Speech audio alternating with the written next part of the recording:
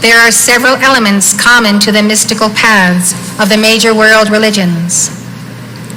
Among the elements I will be discussing today are 1, the mystic's pursuit of the indwelling presence of God. 2, their pursuit of direct intercourse with God through prayer and contemplation. And 3, their pursuit of a threefold path of ascent to God. What did the mystics mean when they talked about the indwelling presence of God? What does Saint Germain mean when he talks about that presence? Well, the mystics believe that the soul is meant to be the dwelling place of God and a partaker of the divine nature. In Christian mysticism, this teaching goes back to the words of Jesus and the apostles. At the Last Supper, Jesus promised his disciples, "If a man love me, he will keep my words, and my Father will love him, and we will come unto him and make our abode with him." Keeping the words of Jesus in our heart, and ultimately the word that he was, the I am that I am, makes us one with him. This is Jesus' promise that the Father, the mighty I am presence, and the individual Holy Christ self will descend and take up their abode in our temple here and now while we are in embodiment, if we keep Jesus' words, if we maintain that spirit of the living flame of love burning in our hearts, if we express the compassion of Christ to all. This can happen to you more quickly than you realize when you determine no more to behave after the carnal mind, but after the Christ. The mystics spoke of the indwelling presence of God in 2 senses. First, they believe that all men are by nature like God, and that within every soul there is a spark of the divine. The 14th century theologian and mystic Meister Eckhart taught, "There is something in the soul that is so akin to God that it is one with him. God's seed is within us. There is a part of the soul," said Eckhart, "that is untouched by time or mortality. It proceeds out of the Spirit and remains eternally in the Spirit and is divine. Here God glows and flames without ceasing in all his abundance and sweetness and rapture." Meister Eckhart could not have so written had he not so experienced. What he was describing is the divine spark, which is technically, as you know, not a part of the soul. Sometimes the early Christian mystics did not distinguish between the soul and the divine spark. The threefold flame or divine spark is the seed of the divine within us. It is the seed of the inner Christ and the inner Buddha. I have discussed the divine spark as the first way the mystics conceived of the indwelling presence of God. I will now discuss the indwelling Christ as the second way they conceived of this indwelling presence of God. The Apostle Paul was the first mystic who recorded the concept of the indwelling Christ being formed in us. He wrote to the Galatians, "I travail in birth again until Christ be formed in you. I live," he said, "yet not I, but Christ liveth in me." Paul proclaimed the Christ within as the inheritance of all Christians. He told the Colossians that God would make known to his saints how great are the riches of the glory of this mystery, which is Christ in you, the hope of glory. The concept of the forming of Christ in you. If you have a holy Christ self, then why does Christ need to be formed in you? The holy Christ self is above you in higher planes. the forming of Christ in you, you can visualize as points of light coming together in concentration, originally dispersed and vapory with no form or shape. As you begin to know who is Christ and what is Christ, his attributes, his works, his words, as he lives daily, there is forming in you your concept of Christ, your image of Christ, the Christ whom you adore and whom you worship, the Christ who is your brother and teacher and friend. And so each day that Christ is being formed in you, becoming more concentrated as light, until the very presence and outline and truly the form of your holy Christ self is duplicated here below. So Paul was saying that Christ lived in him. And he discovered that when Christ lived in him, he no longer lived in himself. He said, I live, yet not I, but Christ liveth in me. And so he was no longer I, Paul. He was I, Paul, one with the Christ, the fusion, the bonding. So let Christ be formed in you, and Christ will not be formed in you if you do not give attention to Jesus Christ, your holy Christ self, and your holy Christ flame daily. A second premise of the mystics was that the soul can have direct intercourse with God through mystical contemplation and prayer. I would call this meditation and devotional and invocative prayer.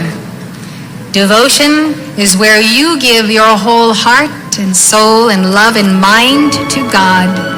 Invocative prayer is when you invoke the whole heart and soul of mind and mind of God to enter your being.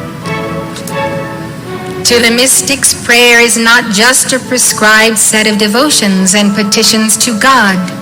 It is an interior prayer wherein we speak with God from the very depths of our soul. It is concentration upon God. It is a profound communion, free from distractions within and distractions without. John Climacus, a 7th century abbot of a monastery on Mount Sinai, said, prayer is by nature a dialogue and a union of man with God. Its effect is to hold the world together. Francisco de Osuna explained that those who wish to undertake any spiritual exercise must first understand that friendship and communion with God are possible in this life of exile. Teresa of Avila, who used Osuna's book, The Third Spiritual Alphabet, as a guide to contemplation, developed the theme of friendship with God through prayer. She wrote, mental prayer is nothing else than an intimate sharing between friends. It means taking time frequently to be alone with him, who we know loves us. Just as family ties and friendship are lost through a lack of communication, she said, so is our relationship with God lost if we don't pray. The mystics spoke of prayer as a profound experience. A 14th century mystic, Walter Hilton, advised, you should always seek with great diligence to come to the spiritual experience of God in prayer. Pray until you have that experience. Think of how much time we spend doing so many things that really don't count. How many hours people can spend shopping, for instance, or going to things of entertainment. Hours and hours go by, we think nothing of it. Isn't that true? We can celebrate and we can have feasts and we can have parties and we can do this and we can do that. When it comes to kneeling in prayer, how long are we good for? How long do we have the patience for? And yet, that experience is what is going to determine where your soul goes when this body is no longer capable of housing it. And that's something we always have to think about. I have reviewed the first element common to the mystical path, the pursuit of the indwelling presence of God, and the second, the pursuit of direct intercourse with God through contemplation and prayer. Now I shall take up the third. The pursuit of the threefold path of purgation, illumination, and union. This is a threefold path: purgation, illumination, and union. Some writers consider these stages a step-by-step path, one stage leading to the other. Others believe the stages can take place simultaneously, and that not every mystic experiences every stage. Saint Bonaventure, the 13th century theologian and disciple of Saint Francis, explains, "In the purgative stage, sin is expelled. In the illuminative stage, the soul learns the imitation of Christ. And in the unitive stage, the soul is day by day being united with God." He said that in the purgative stage, man comes to understand himself. In the illuminative stage, he comes to understand God. In the unitive, he strives to be united with God. Father John Arintero, a Catholic author on mysticism, said that for Bonaventure, all these exercises are reduced to 3 points. Who is God? Who am I? How can we become united through love? As you know, the word purgation comes from the verb to purge, to purge.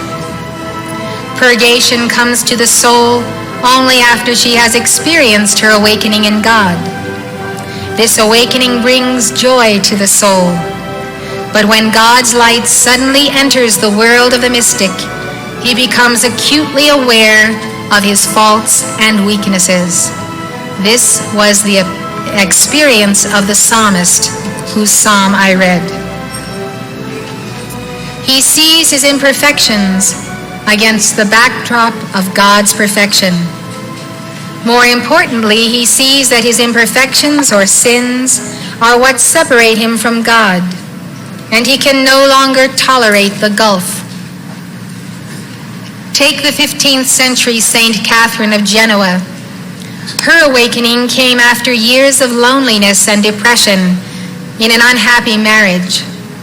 Her biographer recounts that she had reluctantly gone to make her confession at the urging of her sister. Suddenly, as she knelt before the priest, she received in her heart the wound of the unmeasured love of God. The wound. This transfer of love was of such high vibration, such an intensity, that it felt like a piercing. It felt almost as though she had been wounded. She had so clear a vision of her own misery and her faults and of the goodness of God that she almost fell upon the ground. And by these sensations of infinite love and of the offenses that had been done against this most sweet God, she was, by purifying affection, so greatly drawn away from the poor things of this world that she was almost beside herself, and for this she cried inwardly with ardent love, "No more world, no more sin." She returned home, kindled and deeply wounded with so great a love of God. She seemed beside herself. Her hatred of herself was more than she could endure. From this point on, Catherine walked the road of purgation. Catherine and other mystics describe the process by which the soul overcomes her impediments and reunites with God as a kind of purgatory, a kind of having to stay at a certain level of the astral plane in order to be purged of that very substance of the astral plane. As the soul makes her way to her first state, the pristine state of her creation, she said, her ardor in transforming herself into God is her purgatory. These words are not an exaggeration. To truly face and conquer the lesser self is arduous. We should not underestimate the challenge. We should know what we are getting into when we want to go all the way back to God in this life. This is what Paul meant when he said, I die daily. Paul saw a part of himself dying daily, and some of those parts he was attached to. Some of those parts he didn't necessarily want to see die. But by having Christ be formed in him, something else that was not the Christ had to die. Catherine of Genoa explained that what dies daily is not the soul, but portions of the lesser self. She wrote, I see rays of lightning darting from that divine love to the creature, so intense and fiery as to annihilate not the body alone, but were it possible, the soul. So she saw the darts of love descending from her mighty iron presence. She saw them penetrating and entering and purging. All this she experienced. She said these rays purify and then annihilate that which was impure. The soul becomes like gold that becomes purer as she is fired, all dross being cast out. What is obliterated and cast out is not the soul one with God, but the lesser self. Imagine she called that part of the self the lesser self, the exact term that we use. Once stripped of all her imperfections, the soul rests in God. It's like the 7 days of creation, resting the seventh day. Author Serge Hughes says, Catherine of Genoa unquestionably belongs to the great and almost universal tradition of spiritual writers who see the spiritual life as a way or a process. Catherine is engaged in a journey, a continued struggle for perfection, or to use her favorite analogy, an endless battle between the false self and the true self. Every day, said Catherine, I feel that motes are being removed, which this pure love casts out. All the time, God does not cease to remove them. When we surrender to God and give ourselves to him for this process, his position is, get it over with as quickly as possible. I want you home to my heart. I want to give you all of myself. I am your divine lover. I am your husband, your bridegroom. Come home to me. God knows that we suffer in the process, so if we give all of ourselves to him, he steps up the process so that we can get through the pain to the bliss. During the process of purgation, the soul faces testings, trials, and temptations that come in many guises. It is in the crucible of testing that the virtues of Christhood are forged. There is no other way to forge your Christhood than in the crucible of testing. Some mystics experience the fires of purgation through the censure of their religious superiors. Meister Eckhart, Mechtilde of Magdeburg, Jacob Berme, John of the Cross, Teresa of Avila, and Simeon, the new theologian, were all at some time in their life suspected of questionable beliefs or called on the carpet for their teachings. Some were persecuted and imprisoned. When they were persecuted and imprisoned, it is because they were so close to God that they were becoming one with God, and they dared to affirm that. So it has ever been that the hierarchy of organized religion does not want the individual to get too close to God and therefore have no longer need of that hierarchy to come between. Saint Germain pioneered the path of Christian mysticism on the seventh ray, lifetime after lifetime, and he paid the price. He paid it for himself, and he paid it for all of us. He was the prophet Samuel. He was Saint Joseph, Saint Alban, the first British martyr. He was Roger Bacon, Christopher Columbus, Francis Bacon. And as he was in these embodiments, he labored long to liberate the souls of all people from the shackles of ignorance and superstition. Some mystics have described a certain element of the purgative process as a dark night.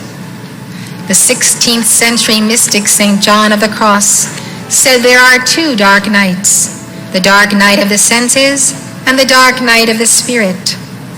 The dark night of the senses takes place during the purgative stage as a transition to the illuminative stage. The dark night of the spirit takes place before the ultimate union of the soul in Christ in the spiritual marriage. Author E.W. Dickens says, "Night is simply John's term for privation of desires, the self-privation, and eradication of attachment to all that is not God." How can you tell what is an inordinate desire? It is a desire that enslaves you, that you return to, that you cannot be free of. A desire in which you are not the master of both yourself and the desire. And it is by this progressively more complete privation that the soul is finally emptied of all that can fill her except God. Most people do not know the experience of being totally filled with God, and therefore to give up the known for the unknown is not easy. To be totally filled with God does not mean that you need to be a nun or a priest, or in a convent or in a cloister. It is far greater the challenge to be in the world, yet not of it, to be filled with God and to become one of those radiating points of light, like runners extending from the heart of Krishna or Maurya or Buddha. So I urge you to consider that your life will be far greater in joy when there is no room in you for anything but God. Because God is everything. God is everything that is real. Everything you could ever want, He will bring to you. Mary Baker Eddy said, "Divine love always has met and always will meet every human need." Every human need. That means when you are filled with God as divine love, God will give you everything that you lawfully need and that you lawfully want. I'm going to take up the dark night of the spirit when I discuss the spiritual marriage. So during the dark night of the senses, the mystic disciplines himself to overcome inordinate desires, desires that do not lead to his union with God. As St. John advised, to come to possess all, that is, all of God. If you really want that, desire the possession of nothing, and God will give you his all. The mystics recognize that one of the primary laws of spiritual progress is, as the soul becomes increasingly detached from the things of this world, she becomes increasingly attached to God.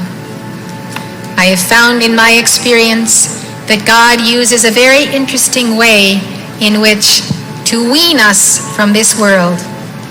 He lets persecutions come upon us abundantly.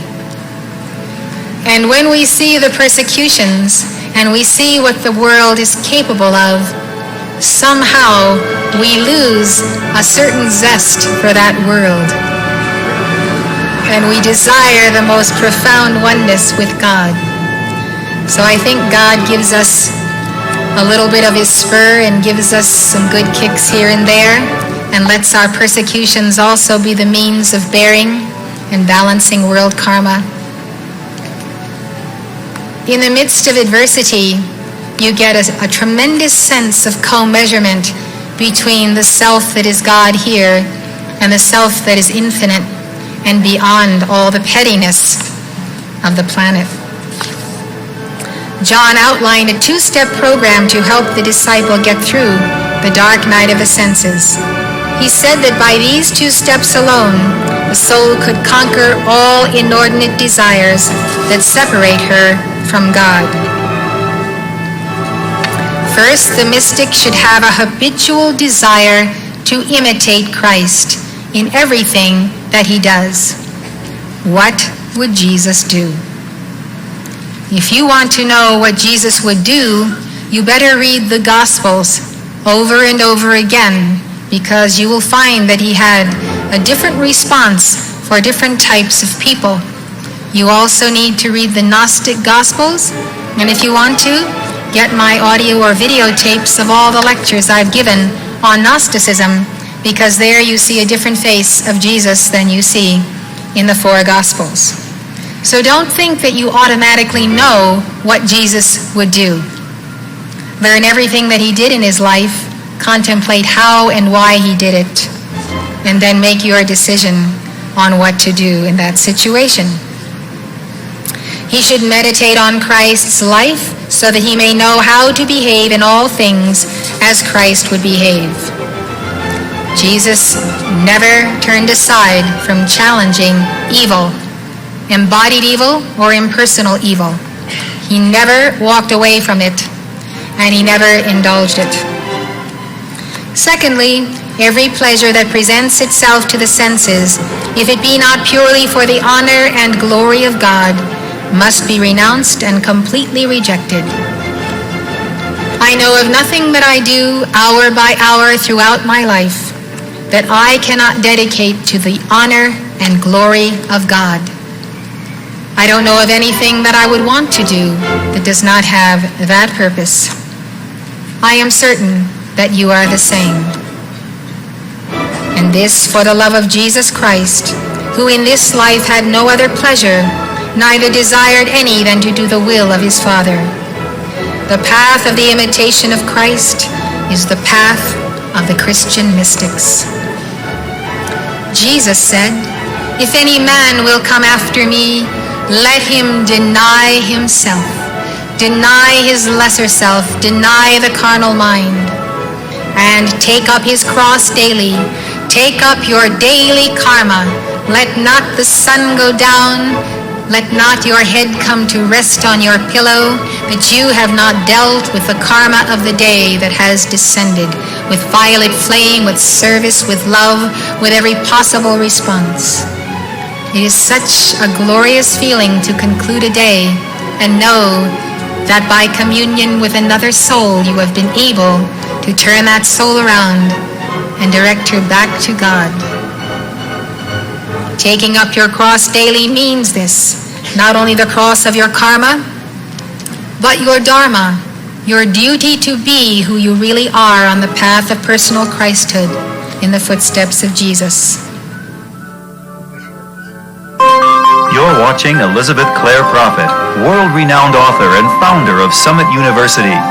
Summit University is located at the beautiful Royal Teton Ranch in Park County, Montana, just north of Yellowstone National Park. If you'd like more information, call 800-323-5228. That's 800-323-5228.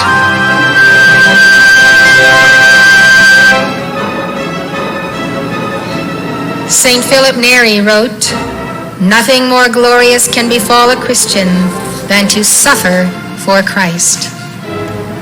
We could all ask, how can suffering be glorious? Isn't this drive for suffering on the part of mystics masochistic? Aren't they inflicting upon themselves this pain because they're psychologically sick? Not when you understand that suffering for Christ means bearing your karma for him, so that he doesn't have to bear it for you. When you refuse to carry your karma and balance it, you are demanding that Jesus carry it for you. That's not very nice, is it? And then you have to go beyond merely bearing your karma to bear Christ's karma. How about saying to Jesus, let me bear your karma, Lord. What is Jesus' karma? It's the karma of the whole world that he carries. Isn't it about time he had some light bearers and Christed ones on the earth who would help him carry that world karma? You can do it.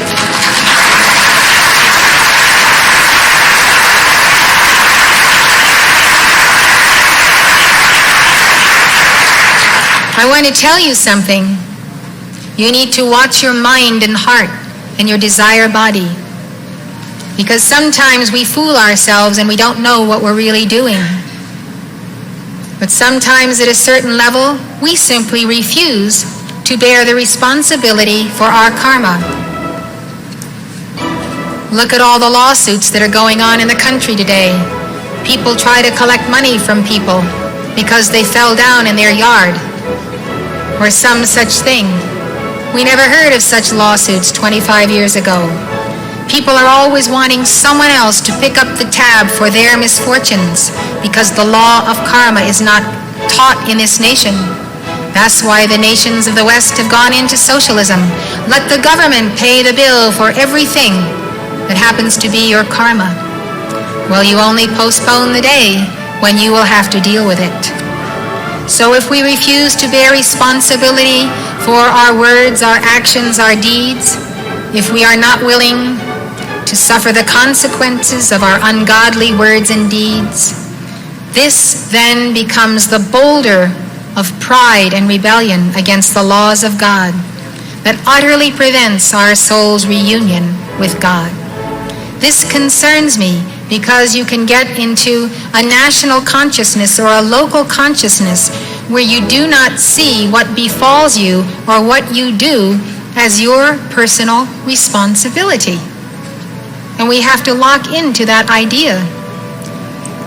The saints and adepts who willingly underwent what seemed to us extreme torments and self-imposed afflictions or severe illnesses were balancing their personal karma in order to achieve their soul's realignment with God. We have to make up our minds that on the path of the masters of the Far East, we are all walking a path of karma yoga. You may follow other yogas, but karma yoga is upon you. It's upon you because your master called you. Your Lord Jesus, your Lord Moria El has called you to this path because he loves you and knows that you have a particularly heavy burden of karma, that you need the violet flame, that you need the path and the teaching, and you need to live a life of service so that you can meet all the people to whom you owe a debt, where that debt must be paid back personally. Many debts can be paid back with a violet flame, but others simply cannot be paid without personal interaction. I have seen people come on this path and be here a year or 2 or 5 or 3 months and pass on. And I've seen them on the other side that for having invoked the violet flame and known the teaching and known their mighty I Am presence, they have escaped the astral plane. Where they would not have entered even the first level of the etheric octave, they made it because they were diligent students while they had the time and the opportunity. Sometimes through their intense physical suffering, the saints were balancing planetary karma as well. Today, there's not one of us that is not in the process of dealing with karma. Whether people are balancing or transmuting personal karma is another question entirely. You need to know that and search your heart and soul and call to God on a daily basis. You need to really discover whether you are dodging your duty and your assignment in this life because you've got a comfortable pension or a comfortable job, but you're really not engaged in this purging process, in the process of being purged, illumined, and ultimately united with God. coming to grips with our psychology, seeking resolution in our relationships with our inner child, are all part of the process of our souls attaining union with God. So my answer to the question, how can suffering be glorious, is that balancing your karma, paying back your debts to God and to every part of life, that is God, one by one, is glorious. Because none of us are truly happy deep down inside, and our souls can never be, until we have undone the wrongs we have done to any part of life who is God, all the way back to the beginning of time in our first incarnation. These are some of the things that burden and depress us. These are the causes for psychological problems. We must balance our debts, and what is so glorious in this age of mysticism, in the Aquarian age, is that we have the violet flame, and the violet flame given by us with full intensity and fervor and ardor on behalf of the entire planet is such a way of balancing so much karma through service to life. You know, each time you make things right with someone who has suffered needlessly because of your senseless doings, you achieve something, and that something is union. It is a union, great or small, with the God in that person. As long as we are enmeshed in a spiral of negative karma with the outer self, our outer self and someone else's outer self, we cannot know true oneness with the inner self of them or us. So each time you pay a price for this or that, you have eliminated the substance that is between you and someone else, and you have united with the God in them and open a channel whereby they can unite with the God in you. That's what balancing karma means. If you think you are on a treadmill, working 2 jobs to pay your debt, not seeing the end from the beginning, just remember, you've got a taskmaster in El Moria who loves you.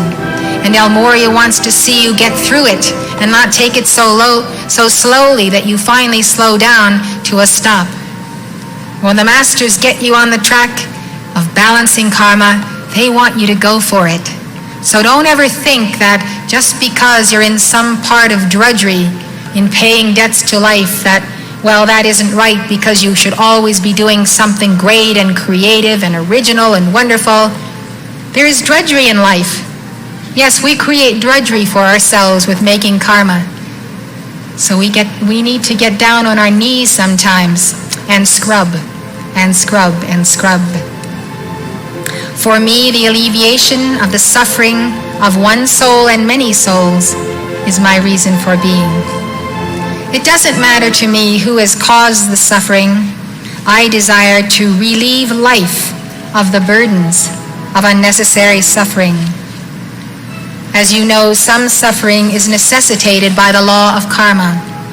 But where it is unnecessary, I want to be there to help someone be unburdened, to transmute pain through understanding and compassion, to lead someone out of the darkness of limited self-knowledge in the lesser self into the light of unlimited self-knowledge in the greater self. This, to me, is what makes life worth living. If I can't do this every day, I wonder why I'm walking the planet. If this brings me closer to God, and I balance personal and planetary karma in the process, well and good, but that's not what's important to me. For me, the joy of suffering is not a suffering at all. The joy is pure joy, and if there be pain, it is transmuted into the bliss of my union with God in every part of life.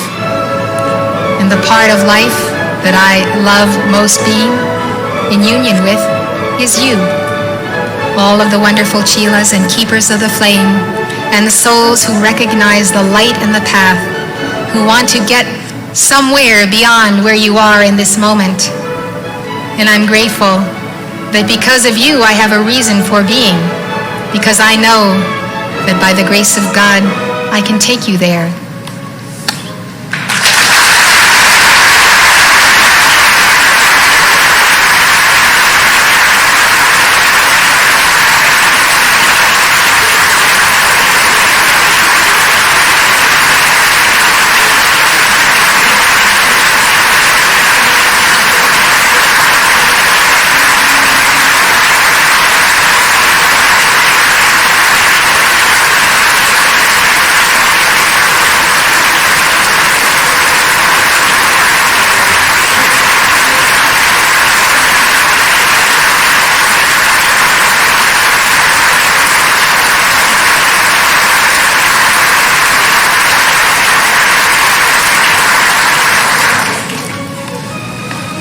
wrote down these thoughts as I was preparing this lecture because I asked someone about what they thought was the reason to bear suffering.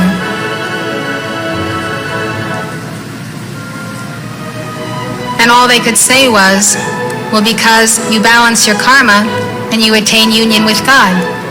And I said, is that all? What else happens? And I couldn't finally get someone to say that it's the very joy of bearing another person's burden, not for what it gets you, not because it gets you to union with God, you let God worry about that, but it's the very joy of the moment of experiencing that giving of the God flame, not because of some benefit you will receive. I think that I'm goal-oriented. Whatever it takes to achieve the goal, I can endure, I can suffer, because I see the end from the beginning. I used to have a sign that I wrote on my books in college, and it simply said, "This too shall pass."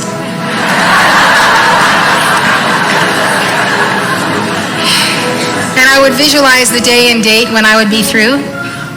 And I said, there's really no distance between where I am now and then. It will pass. And that little mantra eliminated time and space for me. And before I knew it, I graduated from college. For what it was worth. I'm glad I graduated from El Moria's and Lanello's School of Hard Knocks. School of purging, illuminating, and uniting with my heart. It was a school of the most profound love. Anyone who goes to the trouble of disciplining you and expending all the fire of his heart and being and soul to make you the person that he knows you are is a true friend and a real guru. You go after such ones because they're your real friends.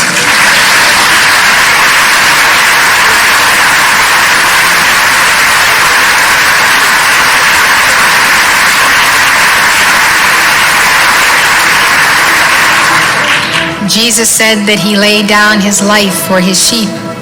He talked about the souls of the lost sheep of the house of Israel. The term sheep is the equivalent of soul.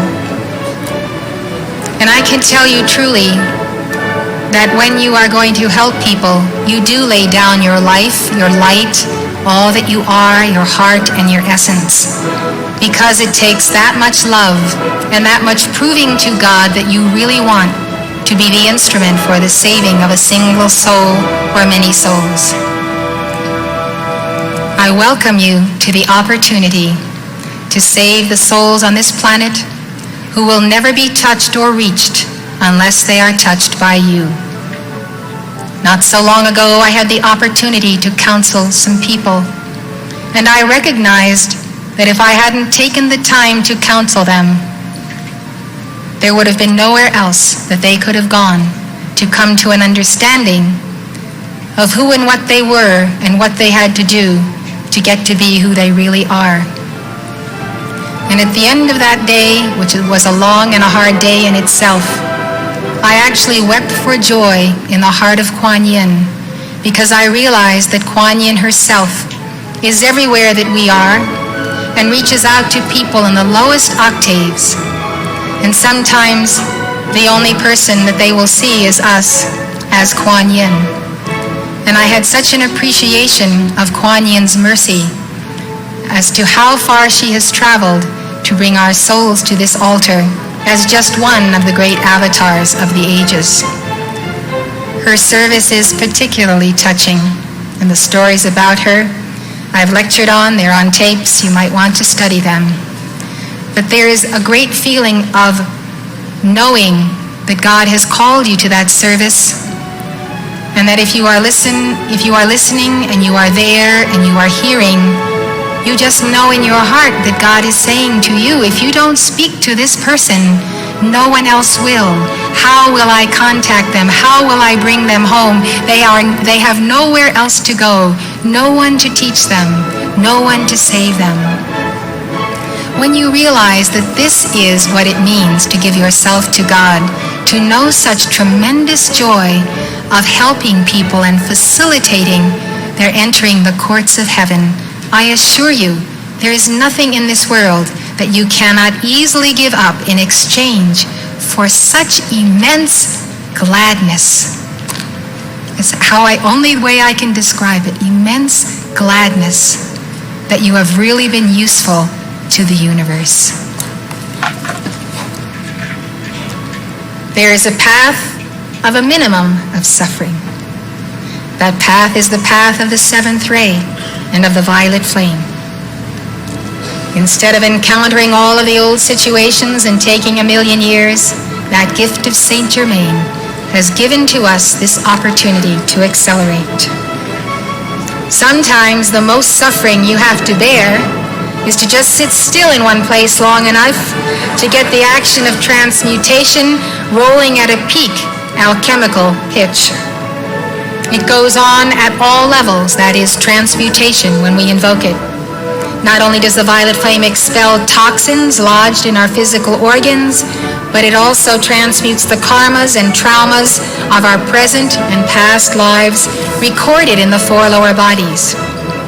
As you know, this is the etheric body, the mental body, the astral or desire, and the physical body. The lower figure in the chart of your divine self shows us that we can become the temple of God as we invoke the violet flame from our mighty I Am presence through our Holy Christ self. It is a profound teaching of Kabbalah that we must go through Tiferet to get to Keter. We must enter through the heart of Malchut, the Mother, then through the Son, then to the Father. Saint Germain unveiled the violet flame to the world in 1929 through Guy and Edna Ballard of the I Am activity. It is the gift of his heart to all who would enter the golden age of Aquarius. Through the alchemy of the violet flame, which is the 7th ray aspect of the Holy Spirit, the unredeemed, unperfected soul can become a partaker of the divine nature here and now in this life. If it were not for Saint Germain with his twin flame and consort, the Lady Master Portia, our sponsors, who are the hierarchs of the Aquarian age, we would not be invoking the violet flame today for the transmutation of all sin, disease, and death. Saint Germain received the dispensation to give to the light bearers of the world this gift of the violet flame in the 20th century. And he got that dispensation only on the condition that he would pay the price if people misused it. Think of the sacrifice he made to make that commitment to the lords of karma. He would pay the price for our misuse of the violet flame. How do we misuse the violet flame? We call forth the violet flame and then we go out and we're not forgiving to our neighbor or loving. We abuse people or animals or the planet. All kinds of things that violate the 7th ray aspect of the Holy Spirit. Saint Germain knew that some would misuse the violet flame, yet he was willing to take that burden upon himself for the sake of those who would use it for the blessing of all mankind and for their personal victory in the light. Did you know that Jesus invoked the violet flame and that he taught his disciples how to invoke it too? The Akashic records reveal that Jesus used the violet flame in his healings and miracles, that he initiated his closest disciple, John the Beloved, in its use.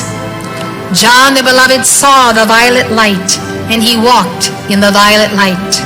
He knew the violet light to be the essence of the body and blood of Christ, and he knew the violet flame as the all-consuming fire that transmutes the cause and core of sin or karma.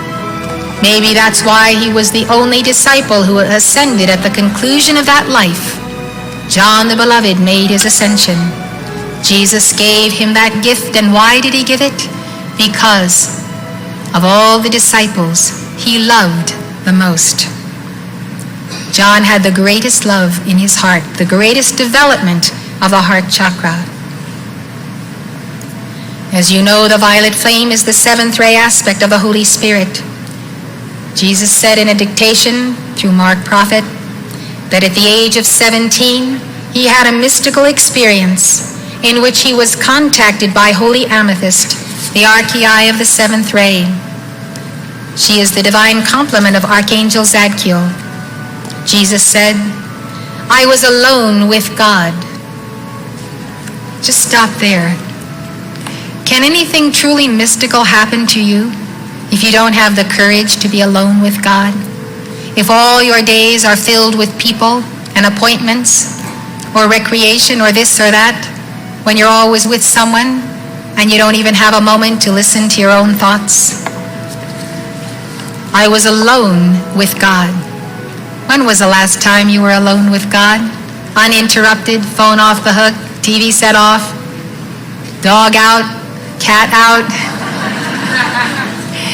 When was the last time you really set up the circumstance where you absolutely could not be disturbed and you could be free to go up the step and the next step and the next step? I was alone with God, and around me the grass commingled with myriad daisy-like flowers whose upturned faces seemed to take hope from my gaze. I communed with God and sent my love to the flowers below my feet.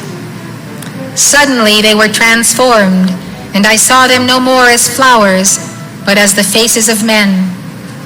I mused and meditated upon them, and I spake unto my Father, unto my God, and unto your God. And I said, "Can I raise them up?" The Son of God, who has come on his mission,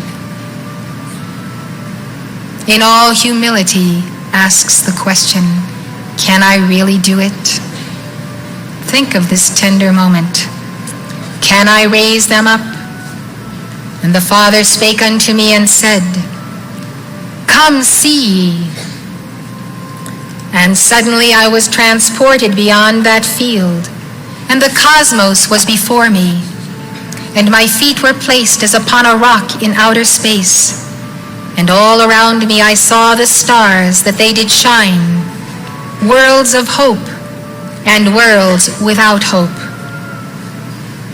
And I felt as though I were a shepherd of planetary significance, and as though each face of the flowers that had been below me in the field were indeed now a planet teeming with multitudes of people and requiring the hope and the release of God's energy that came through me then in that experience. I was transformed. I was electrified. My soul did rejoice, and as David of old I sang an hymn unto God. I found myself after this experience wandering in the pasture and upon the meadow there. And for a moment I was dazed at the experience. I reeled as one drunken. And then out of the soft folds of the night stepped beloved Holy Amethyst, and she enfolded me in the love of Lord Zadkiel and her own. In this dictation, Jesus also spoke about the violet flame. He said, "Although circumstances come to thee with crushing effect, your mighty I Am presence and the violet transmuting flame of Saint Germain will stand by you through thick and thin, as you would say it. Through the violet transmuting flame, how much of the human karma is consumed and lifted, mankind cannot imagine."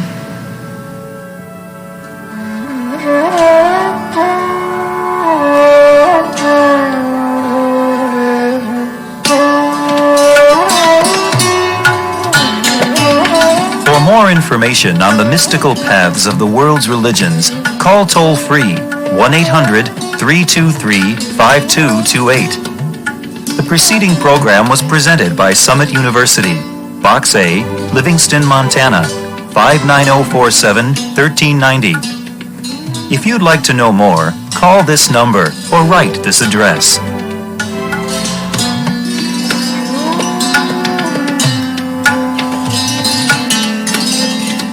For your free copy of Elizabeth Clare Prophet's best-selling book, The Human Aura, call this toll-free number, 1-800-323-5228. This is a limited-time offer, so call now for your free book. That's 1-800-323-5228.